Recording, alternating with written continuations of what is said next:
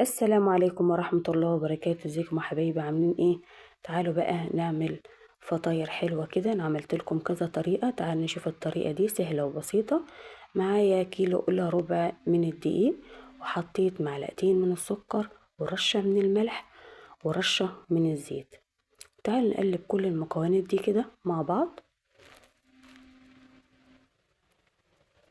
هجيب بقى مج كده فيه مية دافية، وانزل كده بالمية وابدأ اعجن كده فيها.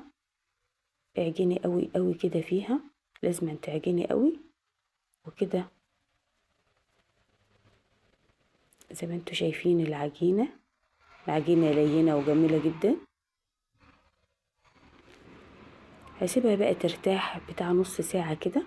شايفين العجينة مطاطة وجميلة. لازم العجينة ترتاح معاكي عشان انت تقدري تشتغلي فيها كويس. تعالوا بقى كده، حطيت شوية زيت علشان افرد فيها كده زي ما انتوا شايفين اهي. سهلة جدا في الفرد، علشان طبعا انا سايباها ترتاح براحتها. كل ما تسيبي العجينة ترتاح كل ما تقدري ان انت تعرفي تشتغلي كويس فيها وتفرديها بسرعة. تعالي بقى اجيب كده السمنة. انا معايا هنا زبدة انا مسيحاها. معاكي سمنة معاكي زبدة اللي يريحك يا قلبي. هفردها زي ما انتوا شايفين كده، وتعالي بقى اطبقها كده زي ما انتوا شايفين. اما اطبقها بقى بالطريقة دي بتعمل لي بقى، بتورق كده الفطيرة وتبقى جميلة جدا. اقطع بقى الحروف دي كده وامسك اقطعها كده. هتعمل معايا 5 فطاير اهي. واجيب صينية كده واحطهم كده عليها. اسيبهم كده برضو يرتاحوا كده نص ساعة عشان برضو هفردها.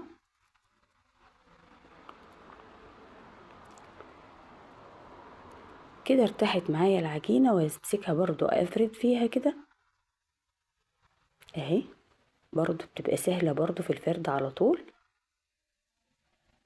طريقة حلوة تعجبك، واللي يشوفني كده يا ريت يا جماعة يصلي على الحبيب.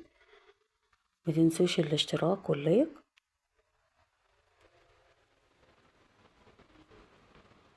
وافرد بقى العجينة كده، واحط لها برضو سمنة كده، واطبقها برضو بنفس الطريقة اللي انت شايفاها دي كده.